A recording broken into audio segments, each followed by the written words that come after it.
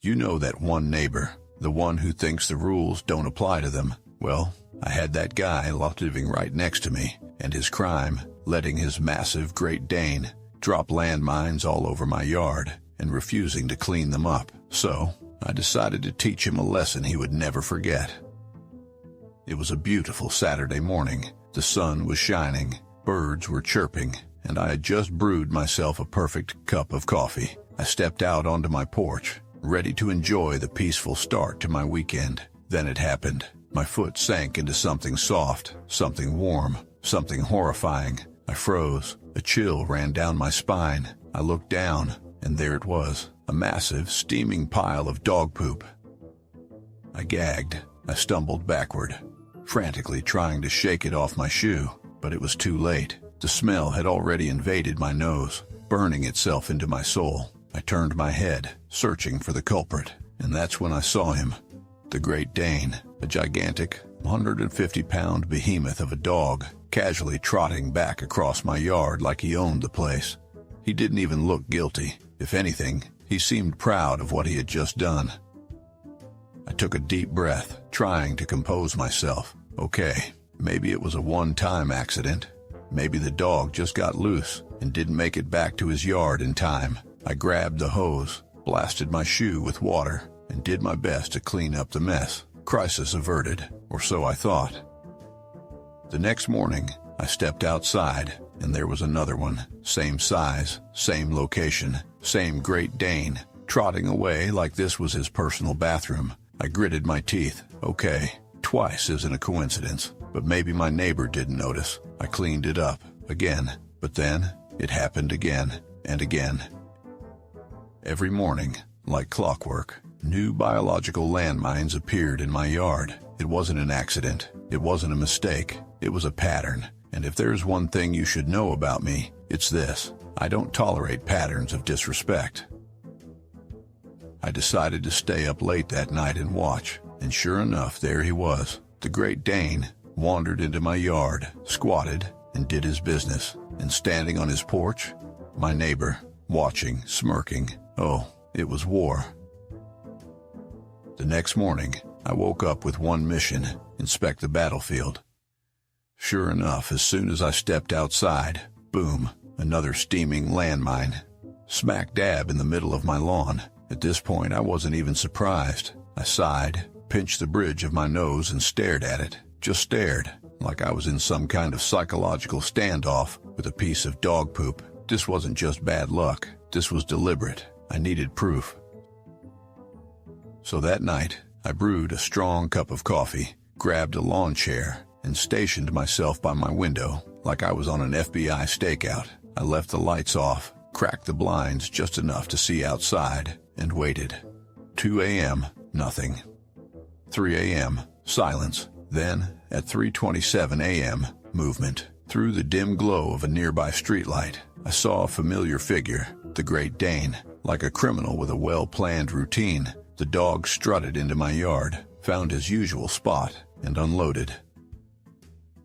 I squinted harder. Was my neighbor really going to just let this happen? I slowly turned my head toward his porch, and there he was, standing right there in the shadows, arms crossed, watching and grinning.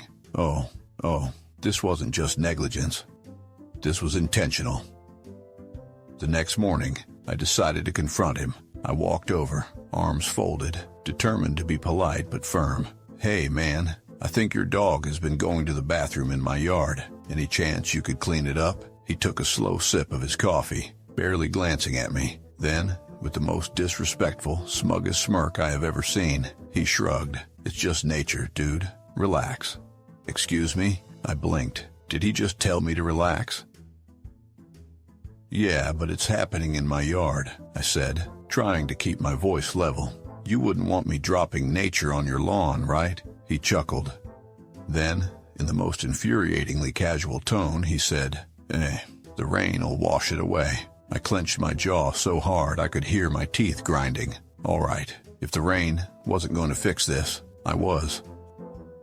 I walked back to my house, fists clenched, rage bubbling beneath the surface. The rain will wash it away. Seriously, what was this guy's deal? Did he think he was some free-range dog owner, exempt from the basic laws of decency? I tried to calm myself down. Maybe he just didn't understand how annoying this was. Maybe a more direct approach would help. So, later that evening, when I saw him outside, I decided to try again. One last attempt at reason. "Hey man, I don't want to make a big deal out of this, but your dog keeps using my yard as a toilet. Could you at least clean it up?" He took another infuriatingly slow sip of his coffee and smirked. "Dude, it's not a big deal. It's just poop. It's natural." I blinked. "Natural? Oh, okay. So if something is natural, it's suddenly okay. Well, guess what? Fires are natural. Tornadoes are natural. You know what else is natural? Petty revenge." I tried to keep my cool. "I get that, but this keeps happening, and it's happening in my yard." He shrugged again. "Dogs do what they do, man. Not my problem." I felt my soul leave my body. Not his problem. Oh, challenge accepted. But I wasn't going to yell or lose my temper. That's what he wanted. No. This situation called for something much more powerful.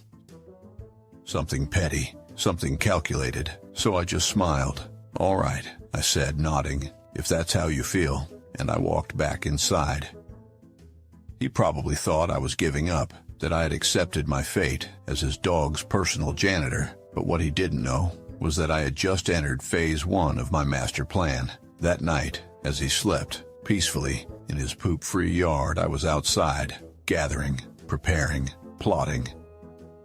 Because if he thought the rain was going to take care of this problem, he was about to learn what a real storm looked like. It was go time. If my neighbor wasn't going to clean up after his dog, then I was going to make sure he got a front row seat to the consequences of his laziness. So, under the cover of darkness, I grabbed my supplies, a shovel, gloves, and an unwavering commitment to pettiness. I started by carefully collecting every single poop pile his dog had left in my yard over the past few days. Not just one or two. I mean all of them. There was a lot. And then I delivered them right to his front door. But I wasn't just going to dump them in a pile. Oh no. This required artistry. Night 1, a perfect smiley face made entirely of dog poop. Night 2, a tic-tac-toe board, complete with X and O symbols, made from twigs.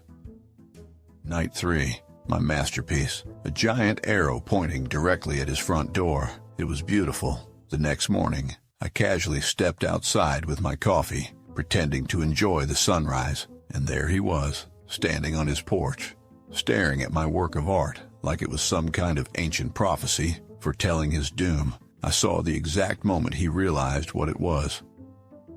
His face contorted in disgust, his jaw clenched. He glanced around, probably wondering if anyone else had seen it. I casually took a sip of my coffee and waved. His nostrils flared. He stomped inside, slamming the door behind him. But did he clean it up? No.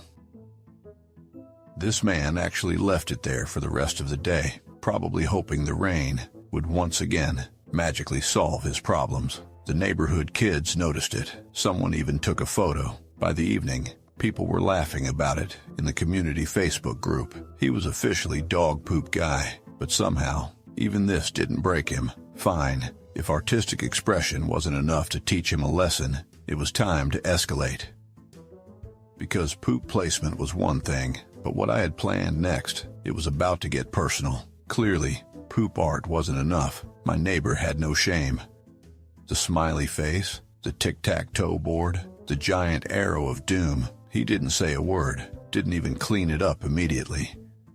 Just huffed, glared at me and let it sit there, until eventually scooping it up, probably when he realized people were laughing about it online. All right, time for phase 2. If he wanted to treat my yard like a toilet, I was going to install a security system, not for burglars, but for serial poopers. I did some research and found exactly what I needed. Motion-activated sprinklers, and not just any sprinklers. Industrial strength, high-powered, water-blasting machines designed to scare off deer, raccoons, and anything else with a pulse. I spent the evening setting them up strategically around my yard. The sensors were fine-tuned, programmed to detect movement precisely where his dog liked to squat. Then I waited.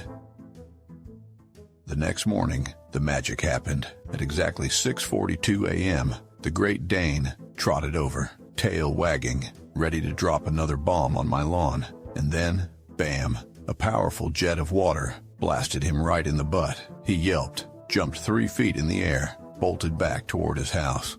Victory, but it got better. Because guess who stomped outside, all angry and confused? That's right, my neighbor. And guess who didn't know about the second motion sensor? That's right again. He marched onto my lawn, waving his arms in frustration, muttering to himself. And then, bam, the second sprinkler hit him dead center in the chest. I almost spit out my coffee. He screamed, jumped back, and tried to shield himself, but the sensors weren't done yet.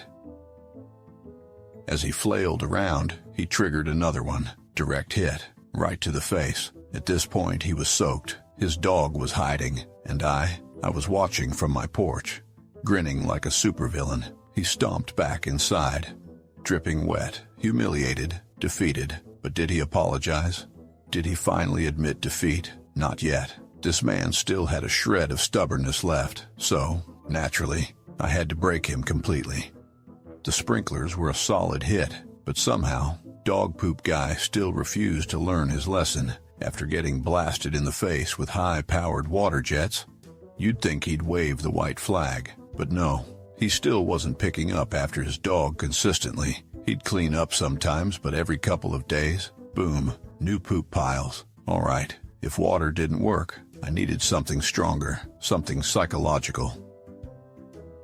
I started brainstorming. What's worse than cleaning up after your own dog? Cleaning up after an entire army of wild animals. So I went to the store and picked up 12 cans of the stinkiest, most pungent wet dog food I could find. The kind that smells like rotting fish and regret. Then, under the cover of darkness, I smeared it all over his front yard. And then, I waited.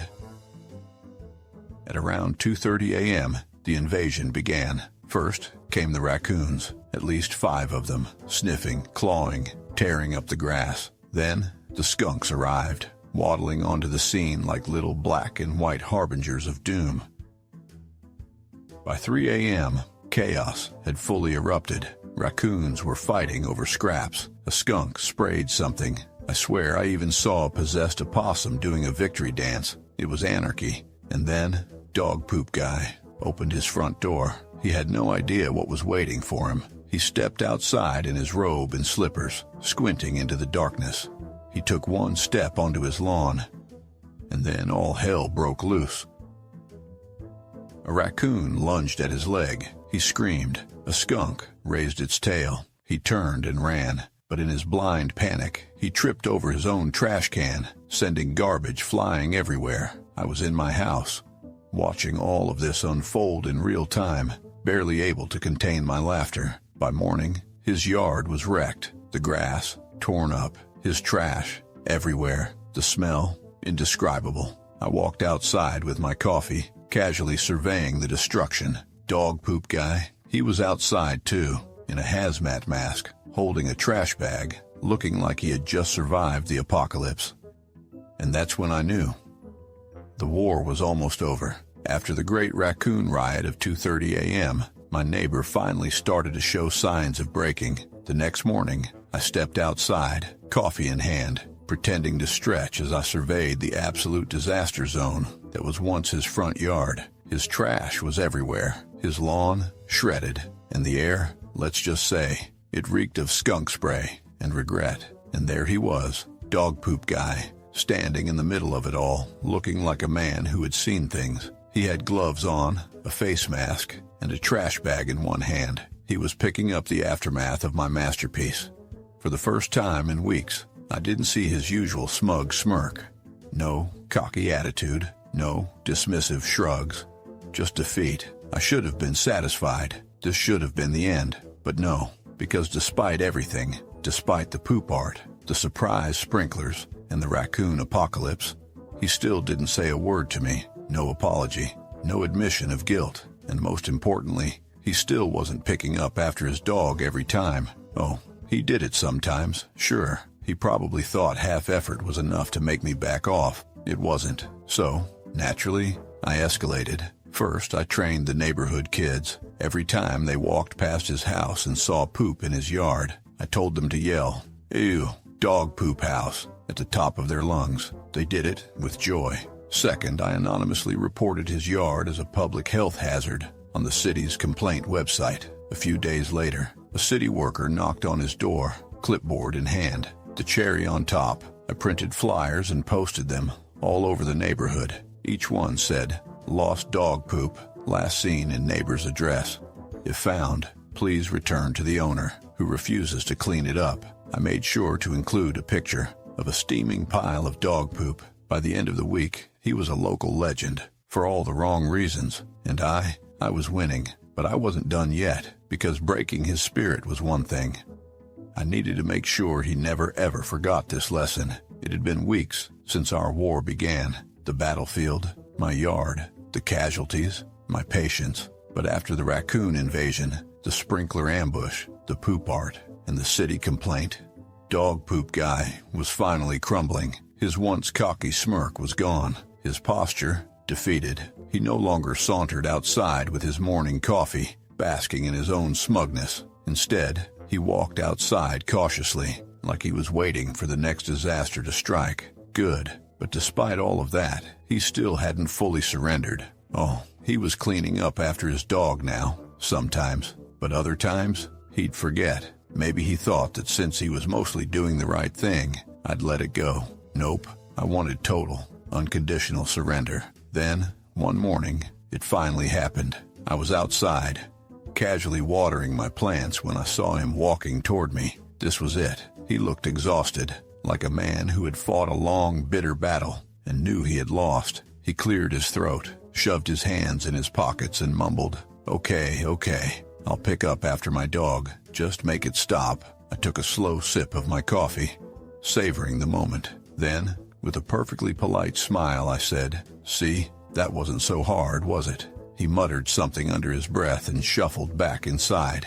Victory. But just to be sure he stayed in line, I kept my motion-activated sprinklers installed. Every time his dog even thought about stepping into my yard, it hesitated. It remembered. And if dog poop guy ever forgot to pick up after his dog again, well, I'd just give him a little wave from my porch while holding my shovel. He got the message loud and clear. From that day forward, my lawn remained 100% poop-free. Dog poop guy still glares at me sometimes, but he knows.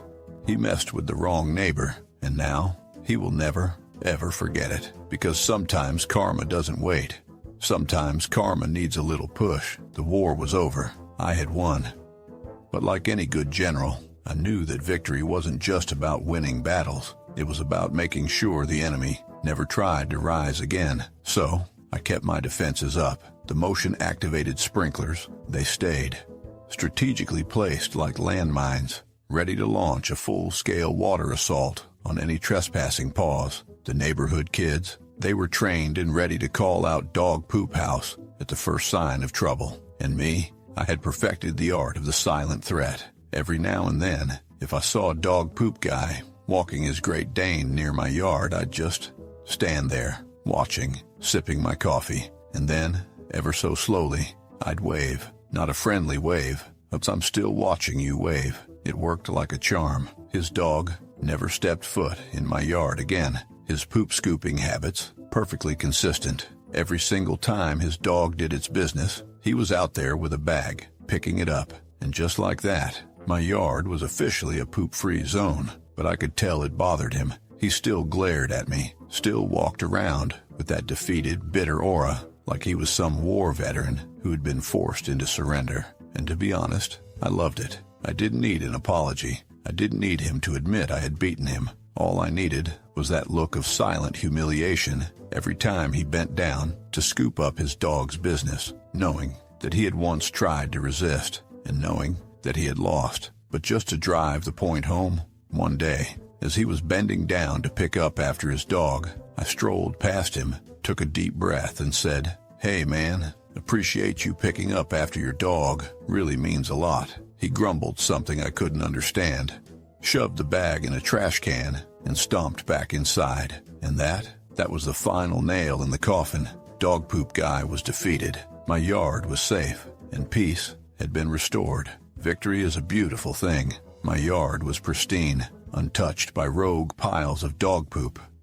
My sprinklers stood ready for battle, but they hadn't been triggered in weeks. The neighborhood kids had moved on to new forms of mischief, and Dog Poop Guy, he was a broken man. Gone was the cocky smirk he once wore while sipping his morning coffee. Gone was his casual arrogance when he'd wave off my complaints. Now, he walked his dog like a man under surveillance. Each time the Great Dane squatted, his eyes darted around as if expecting the entire neighborhood to pop out and start chanting "Dog Poop House" in unison. He never forgot a bag again. It was beautiful. One morning, I saw him struggling with his dog, trying to hurry it along before anyone could witness the deed. The irony, I wasn't even watching him on purpose. I just happened to be outside, enjoying my coffee. But he saw me. Our eyes locked. He froze. Then, like a man carrying out a sacred duty, he pulled a bag from his pocket, sighed, and picked up the poop. And at that moment, I knew I had won forever. Still, I couldn't resist. As he tied the bag shut, I gave him a slow, knowing nod, a silent confirmation that I saw everything, that he would never escape the consequences of his past crimes. His face turned red. He muttered something under his breath, tossed the bag in a trash can, and marched back toward his house. I took a long sip of my coffee, basking in the moment. This was the kind of victory you can't buy. No money in the world could match the satisfaction of watching a smug, arrogant jerk be forced to change his ways. But the best part? He knew. He knew exactly what had happened. He knew I had outplayed him, outlasted him, and outpettied him. And he knew that if he ever dared to let his dog go in my yard again, the storm would return. And this time, there would be no mercy. Some people learn through kindness. Some people learn through logic. And some people only learn through raccoon-induced chaos, high-pressure water attacks, and a neighborhood-wide smear campaign.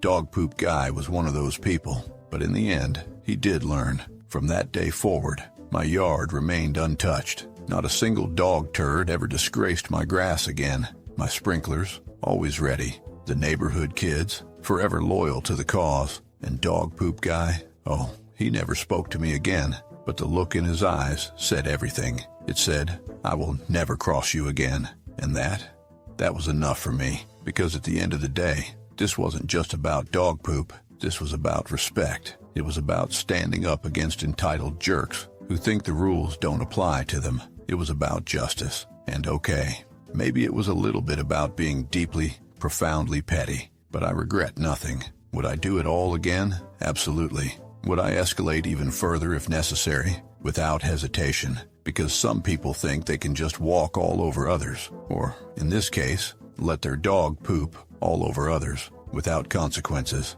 But what they fail to realize is that sometimes consequences don't just happen. Sometimes consequences have to be delivered strategically, repeatedly, mercilessly. So, let this be a lesson to anyone out there who refuses to clean up after their dog. You never know who your neighbor might be. They could be kind and forgiving, or they could be me. And trust me, you do not want to go to war with me.